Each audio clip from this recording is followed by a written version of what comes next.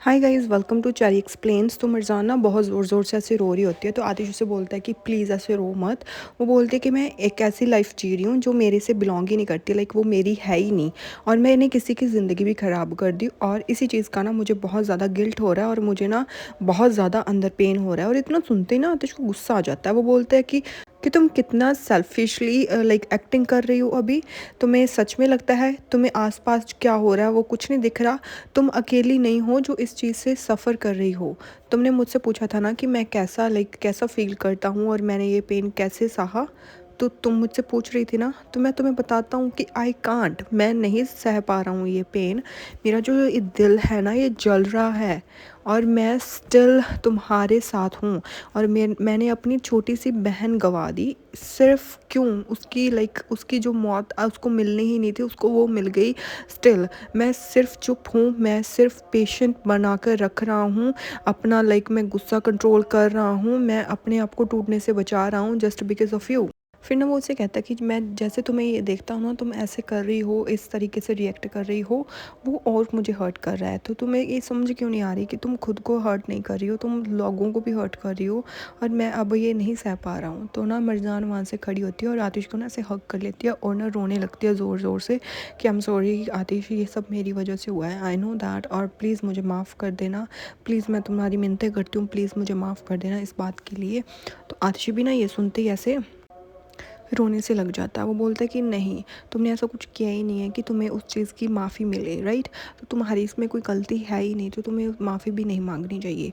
फिर ना उसके बाद आतिश ना मरजान को ऐसे सुला देता है और उसके फोरहेड पे किस करता है, और फिर उसको ना वो बोलता है कि मैं हमेशा तुम्हारे साथ खड़ा हूँ। फिर इतना कहकर ना वो सो जाती है। फिर नेक्स्ट डे दिखाया जाता है कि मरजान ना वॉशरूम से बाहर आती है और रेडी होकर, और वो देखती है कि आतिश ना सो रहा है। तो वो आतिश को कुछ टाइम के लिए ऐसे देखती रहती है। फिर ना वो आतिश के पास आती है और आतिश के ना ऐसे बालों को सहलाने लगती है और वो खुद रोती रहती है। फिर वो मरजान आतिश के ऐसे फोरहेड पर किस करती है और उसको बोलती है कि मेरे को नहीं पता कि मेरे को क्या हो रहा है, बट स्टिल मैं अब मुझे थोड़ा टाइम अकेला रहना है।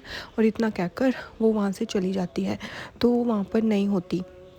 फिर जैसे आतिश खड़ा होता है ना, तो वो बेड की तरफ देखता है, तो मरजान वहाँ पर नहीं होती। तो फिर वो भागकर ऐसे वॉशरूम की तरफ जाता है। फिर जैसे वॉशरूम की तरफ जाता है ना, तो फिर वो नॉक करता है गेट ऐसे। तो मरजान वहाँ पर नहीं होती, तो नॉक करता रहता है। फिर वो अंदर जाकर देखता है, तो वहाँ पर भी मरजान ऐसे नहीं होती। फिर ना वो बाहर आता है तो रेडी होकर, फिर ना वो कमाल को बोलता है कि कमाल, तुमने मरजान को देखा क्या? तो वो बोलता है कि नहीं, मैंने तो नहीं देखा, मैं तो कॉफ़ी पी रहा था। क्यों, क्या हुआ, कुछ हो गया है क्या? वो बोलता है कि अब वो अंदर नहीं है, तो मेरे को वो मिल नहीं रही, तो इसीलिए फिर मैंने तुमसे पूछा था। वो बोलता है कि डोंट वरी, शायद वो गार्डन में चली गई होगी वॉक के लिए। वो बोलता है कि मुझे नहीं पता, वो ठीक भी नहीं थी और मुझे नहीं पता वो कहाँ पर गई। फिर बोलते हैं कि कोई बात नहीं, काम डाउन, अब हम अभी ढूंढ लेंगे उसको। फिर ना आतिश और कमाल मरजान को ढूंढने चले जाते हैं। फिर ना वो दोनों बाहर आते हैं और पूछते हैं कि क्या तुम लोगों ने मरजान को देखा था और तुम्हें पता है? वो बोलते हैं कि हाँ, वो चली गई। तो आतिश ना बोलते हैं कि तुमने ऐसे अलाउ कैसे किया, वो कैसे जा सकती है? तो ना कमाल है ना, वो उसे रोकता आतिश को। वो बोलता है कि इनको कौन सा पता था कि उसको बाहर जाने देना है कि नहीं।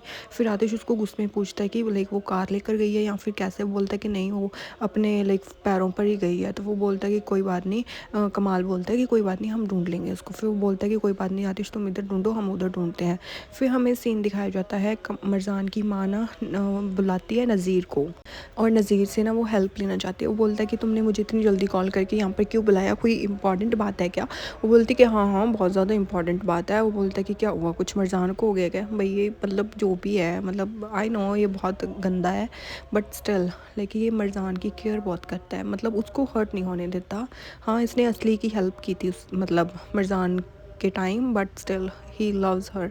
फिर ना उसके बाद मरजान की ना उस माँ बोलती है कि प्लीज़ उसको बेसमेंट से निकालो, हाइदर को, और ना हमें तुम्हारी ज़रूरत है, प्लीज़ हेल्प अस। तो फिर वो बोलता है कि मैं तुम्हारी हेल्प क्यों करूं? फिर मैंने तुम्हें पहले कहा था कि जब मरजान की मेरे को मरजान दे दो, तब तो तुम कह रही थी नहीं नहीं वो आतिश की है, अब वो आतिश के साथ ही रहेगी। वो बोलती है कि प्लीज़ तुम हाइदर को बाहर निकाल दो। वो बोलते हैं कि मेरा इसमें क्या प्रॉफिट होगा? हाँ, मैं हाइदर को क्यों निकालूंगा बाहर, और वैसे भी उसको बाहर निकालूंगा तो इससे मरजान का भी कोई फ़ायदा नहीं होगा, क्योंकि मरजान तो अब अपने पापा से बात ही नहीं करती है, तो अब मुझे हेल्प करने में कोई भी पैसे नहीं मिलेगा। तो फिर मैं क्यों आपकी हेल्प करूँ, वैसे भी जब मैं टाइट स्पॉट पे था तो तब आप लोगों ने मेरी हेल्प नहीं की, और अब आप टाइट स्पॉट में हो तो अब आप लोग मुझसे हेल्प मांग रहे हो, मैं आपकी हेल्प नहीं करूँगा, और मिर्ज़ान की खातिर तो मैं बिल्कुल भी नहीं करूँगा। वैसे भी आपने तो आतिश से उसकी शादी करवा दी थी, और जब आतिश ने इसका प्रपोज़ किया था तो आप तो बहुत ज़्यादा खुश थी, अब मेरे से हेल्प क्यों लेने आई हैं, अब आतिश से ही जाकर हेल्प लीजिए ना। फिर इतना कहते ही ना वो बोलता है कि वैसे भी अगर आगे से इशू हो ना मिर्ज़ान के रिलेटेड तो तभी मेरे को कॉल करना, वरना मेरे को कॉल मत करना। इतना कहकर वो वहाँ से चला जाता है। फिर ना हमें दिखाया जाता है जो असली की मॉम है ना, उसको किसी की कॉल आती है, तो वो बोलती है कि क्या हुआ, क्या प्रॉब्लम है अब तुम्हारे, तो वो बोलती है कि क्या हुआ तुम्हें, हो कि कौन से हॉस्पिटल में। तो फिर वो आगे से कुछ बोलता है, तो फिर बोलती है कोई बात नहीं, मैं लाइक हॉस्पिटल में ही पैसे दे दूँगी, और तुम्हें इस चीज़ की फ़िक्र करने की ज़रूरत नहीं है। फिर वो आगे वाला आई थिंक ना उससे पैसे मांगता है, वो बोलती है कि नहीं मेरे को ना, मैं हॉस्पिटल में ही पे करूँगी, मैं तुम्हें पे नहीं करूँगी, वैसे भी मैंने तुम्हें अभी पैसे भेजे हैं, तो अब तुम्हें बार बार ना मैं पे नहीं कर सकती, जस्ट मैं हॉस्पिटल बिल पे कर दूँगी, और इसके बाद मुझे कॉल मत करना, मैं बहुत ज़्यादा बिजी हूँ, मैं बाद में बात करती हूँ। फिर ना वो फ़ोन कट कर देती है। फिर हमें सीन दिखाया जाता है, मरजाना होती है समुद्र के किनारे खड़ी, और ना वो बहुत ज़्यादा ऐसे रो सी रही होती है, और तभी पीछे से आतिश आ जाता है। तो जैसे आतिश वहाँ पर आता है ना, तो मिर्जान उसे देखती है और बोलती है कि तुमने मुझे ढूंढ लिया फिर से। वो बोलता है कि मैं तुम्हारे लिए बहुत ज़्यादा परेशान हो गया था, और तुम यहाँ पर इतनी ठंड में यहाँ पर क्या कर रही हो, हाँ तुम्हें यहाँ पर नहीं आना चाहिए था ठंड में। तो वो बोलती है कि एक्चुअली मेरे को थोड़ा टाइम अकेले रहना था, और मेरे को यहाँ पर अच्छा लग रहा है, तो यहाँ इसलिए आ गया। फिर वो बोलता है कि वैसे भी तुम कहीं पर भी जाओगी, आई विल फाइंड यू, मैं तुम्हें ढूंढ ही लूँगा। फिर ना वो उसको कुछ बर्ड्स को डालने के लिए खाना देता है। वो बोलती है कि तुम्हें वैसे पता है ना कि मुझे क्या ज़्यादा खुशी देता है। तो फिर ना वो दोनों ऐसे बर्ड्स को ना खाना खिलाने लग जाते हैं, और वहाँ पर बहुत ज़्यादा बर्ड्स आ जाते हैं। तो ना मरजान उसको बोलती है कि तुमने मुझे यहाँ पर कैसे ढूंढा। वो बोलता है कि वैसे भी जब बचपन में भी तुम्हारा मूड ऑफ होता था तो तुम यहीं पर आती थी, और जब पहले हम मिले थे तब भी तुम यहीं पर आती थी, तो ऐसे मैंने तुम्हें ढूंढ लिया। फिर वो बोलती है कि आतिश मेरे को ना इस चीज़ से ना बाहर निकलना ही नहीं जा रहा, मुझे नहीं पता कि मैं लाइक इस चीज़ से बाहर निकल कर अपनी लाइफ कंटिन्यू कैसे कर पाऊँगी। फिर ना आतिश उसके हाथ पकड़ लेता है और बोलता है कि कोई बात नहीं, हम दोनों कंटिन्यू करेंगे, वो भी साथ में। तो मिर्जान ना उसकी तरफ देखती है और उसकी आंखों में से ना फिर से पानी निकलने लग जाता है। वो बोलती है कि मेरे को नहीं पता कि लाइक हम कैसे अपनी लाइफ इतने पेन में से बाहर निकलेंगे, अपनी लाइफ कैसे जी पाएंगे। तो मेरी वजह से ये सब कुछ स्टार्ट हुआ, तुम्हारा प्लान सब कुछ started with because of me, और जो इतना तुमने पेन सफ़र किया है ये भी तो मेरी वजह से हुआ है ना, और जो तुमने जो प्लान बनाया वो भी मेरी तरफ वजह से बनाया, एंड ये तुम्हारी लाइफ ख़राब हुई वो भी मेरी वजह से हुई, तो सब कुछ ही मेरी वजह से हो रहा है। इलुल का टाइम देख लो, सब कुछ देख लो, जो भी हो रहा है ना अब हमारी ज़िंदगियों में जस्ट बिकॉज ऑफ मी। अगर मैं ही ना होती तो ये सब होता ही ना, मेरे पापा ये सब करते ही ना। तो वैसे भी इलुल की जगह मुझे जाना चाहिए था, मुझे मरना चाहिए था, तो मैं यहाँ पर ज़िंदा क्यों हूँ। तो आतिश ना फिर उसका हाथ पकड़ लेता है और बोलता है कि तुम ऐसे रिएक्ट क्यों कर रही हो मरजान, और प्लीज़ अपने आप के साथ ऐसा करना बंद कर दो, बहुत हो गया अब तुम्हारा। तो मरजान इतना कहती ना रोने लग जाती है।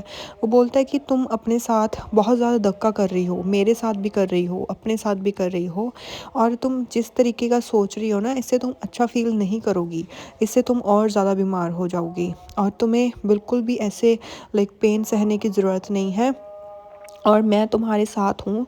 जब तक मैं मर नहीं जाता मैं हमेशा तुम्हारे साथ रहूँगा, मैं हमेशा तुम्हारी हेल्प करूँगा इस चीज़ से निकलने के लिए। तो तुम्हें प्लीज़ इस चीज़ के बारे में बिल्कुल भी सोचने की ज़रूरत नहीं है, प्लीज़ रो मत। तो ना वो उसको चुप करवाता है, और बट मरजाना फिर भी चुप नहीं होती और वो रोती रहती है कॉन्टीन्यूसली। तो आतिश उससे बोलता है कि जब तक ये दुनिया है ना मैं हमेशा तुम्हारे साथ रहूँगा। भाई क्या ही बंदा है। फिर बोलता है कि वैसे अब मैंने सब कुछ खो लिया मरजान, अब मेरे पास कुछ भी नहीं है कि मैं लाइक किसी चीज़ से भी दूर रह सकूं। फिर ना उसके बाद आतिश ना मिर्ज़ान को ऐसे बोलता है कि मैं भले ही बाहर से जैसा भी दिखूं बट मैं अंदर से बहुत ज़्यादा खाली हूँ, और अब मेरे पास खोने के लिए कुछ भी नहीं है सिवाय तुम्हारे। और फिर ना वो उसके लाइक मतलब हाथ लगाता है चेहरे पर, तो उसके ना चीक्स बहुत ज़्यादा कोल्ड होते हैं। तो वो बोलता है कि तुम्हें ठंड लग रही है, आई नो, चलो अब घर चलते हैं। तो वो मिर्ज़ान को लेकर ना वहाँ से जा ही रहा होता है, तो वो मिर्ज़ान की तरफ देखता है। मिर्ज़ान ना ऐसे अजीब सा रिएक्ट करती है, तो जैसे वो उसकी तरफ देखता है ना तो मिर्ज़ान वहीं पर बेहोश होकर नीचे गिर जाती है, and he was so surprise और वो बहुत ज़्यादा शॉक हो जाता है। उसके ना ऐसे हो जाता है, वो बोलता है कि नहीं नहीं तुम मुझे छोड़ कर नहीं जा सकती, मिर्ज़ान प्लीज़ उठ जाओ, प्लीज़ प्लीज़ प्लीज़ उठ जाओ। फिर मिर्ज़ान बेहोश हो ही रहती है, तो वो ज़ोर ज़ोर से ऐसे चीखें मंगा मारने लगता है और मिर्ज़ान को उठाने लगता है। और फिर ना तो जल्दी से मिर्ज़ान को ऐसे उठाता है और ना उठाकर हॉस्पिटल लेके जाने लगता है। और यहीं पर ये एपिसोड एंड हो जाता है। Next episode I will upload शायद रात को। Till then bye.